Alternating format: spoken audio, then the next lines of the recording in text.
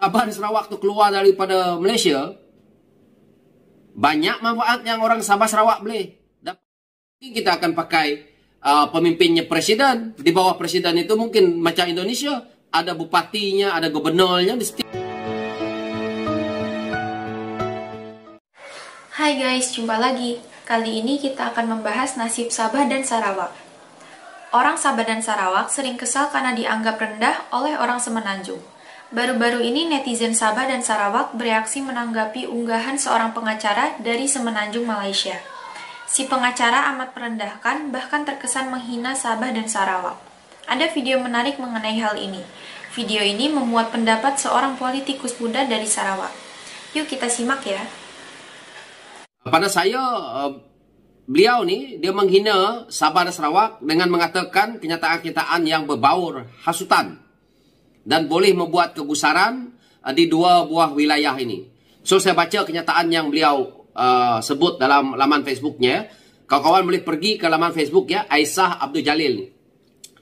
Dia kata di sini, kalau saya kaki tangan awam diminta bertugas di Sabah dan Sarawak, saya akan resign 24 jam. Sebagai warga Semenanjung Malaysia, saya memandang Sabah dan Sarawak bukan tempat yang indah untuk meneruskan kerjaya.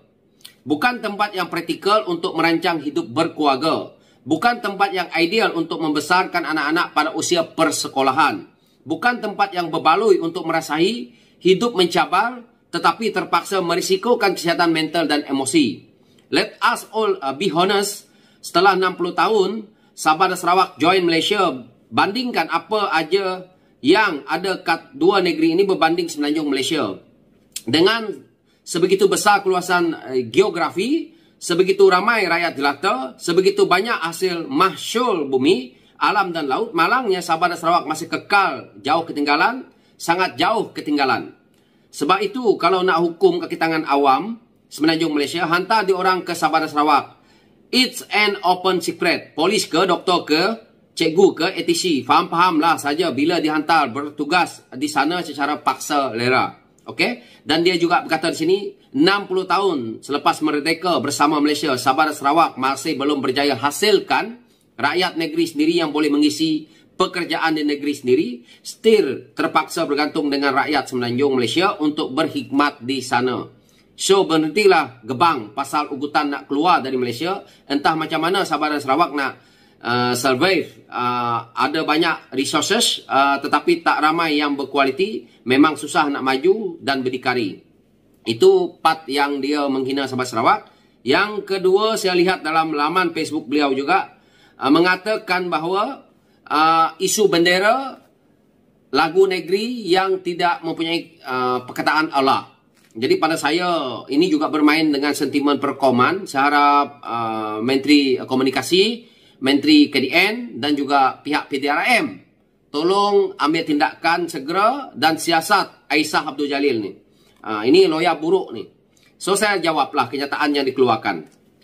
Yang pertama ya, Aisyah kena tahu Sabah dan Sarawak itu bukan negeri ya. Sebab itu Sabah dan Sarawak sampai hari ini memohon untuk menggunakan perkataan wilayah.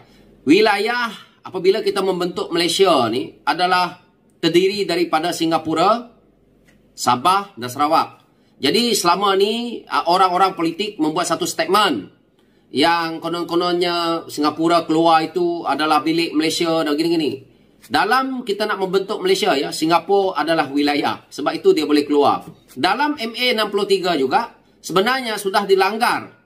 Iaitu kita boleh saja Sabah dan Sarawak itu keluar hari ini kerana Singapura dah keluar.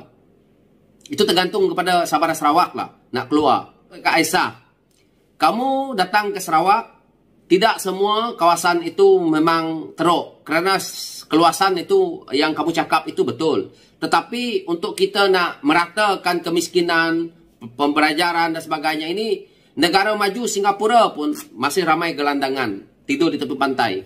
Saya nak beritahu. Kamu bernama Aisyah Abdul Jalil ni, cebok tai dekat pantat kamu, dekat buntut kamu, pantat tu bahasa Indonesia, dekat buntut kamu dengan tangan kamu ini cuci, kamu tak payah sembang kencang.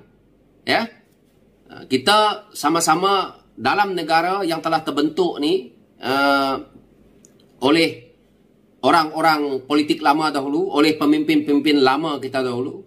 Kita duduk, tak payah nak cerita, nak sembang kencang. Itulah guys pendapat politikus muda dari Sarawak. Ia menanggapi komentar seorang pengacara dari Semenanjung. Selama ini memang ada perbedaan yang besar antara Semenanjung dengan Sabah Sarawak. Di Semenanjung, politik perkauman amat menonjol. Hampir setiap hari selalu ribut urusan perkauman di sana, terutama konflik kaum Melayu dengan kaum Cina. Walau dianggap belum maju, kehidupan di Sabah Sarawak jauh lebih harmonis. Suku dan kaum di Sabah dan Sarawak lebih rukun. Boleh dibilang, kerukunan suku dan agama di Sabah dan Sarawak mirip yang terjadi di Indonesia. Yuk kita lanjut lagi ya. Kamu nak mengatakan isu Sabah dan Sarawak. Yang pertama ya, sumbangan besar Sabah dan Sarawak ke Semenanjung itulah yang kamu lihat kemajuan yang ada di Semenanjung itu.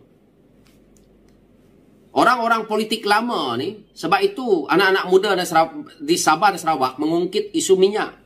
Kerana di Semenanjung juga tak maju. Tetapi dicuri. Harta daripada Sabah dan Sarawak dibawa ke pusat dan akhirnya hasilnya pun tak nampak di Semenanjung, tetapi tak nampak juga di Sabah Sarawak. Banyak yang saya boleh nak cerita. Kalau Sabah Sarawak tidak duduk dalam Malaysia, memang mungkin daripada awalnya agak susah lah. Tetapi hari ini, kalau Sabah dan Sarawak tu keluar daripada Malaysia, banyak manfaat yang orang Sabah Sarawak boleh dapat, tahu. Saya nak beritahu dekat Aisyah. Sabah dan Sarawak keluar daripada Malaysia, sekarang ni kita dah ramai dah orang profesional. Kita dah, kalau contohnya Sabah dan Sarawak itu memerintah negeri mereka sendiri. Yang pertama, kita akan dapat ketua polis negara sendiri. Dah melahirkan satu peluang pekerjaan ni. Kita akan tubuhkan jabatan polis negara kita sendiri. Daripada 4 bintang, 3 bintang, 2 bintang, itu dekat polis. Dekat tenteranya begitu juga. Dekat tentera udara dan sebagainya ini semua. Kita akan dapat banyak manfaat. Kita akan lahirkan immigration yang ramai dan tidak perlu. Yang ruginya Semenanjung, peluang pekerjaan kamu semakin sempit. Sabah dan Sarawak, dia akan melonjak ke satu peluang pekerjaan yang lebih banyak kepada orang-orang Sabah dan Sarawak. Dan akhirnya, hasil bumi 100% boleh ditakluki oleh negeri, dan akhirnya kalau negeri wilayah itu keluar, dan akhirnya boleh dipecahkan jadi negeri kecil, dan akhirnya boleh membangunkan. Mungkin kita akan pakai pemimpinnya presiden. Di bawah presiden itu mungkin macam Indonesia, ada bupatinya, ada gubernurnya di setiap, mungkin di Kuching satu gubernur, jadi maka dia lebih ini.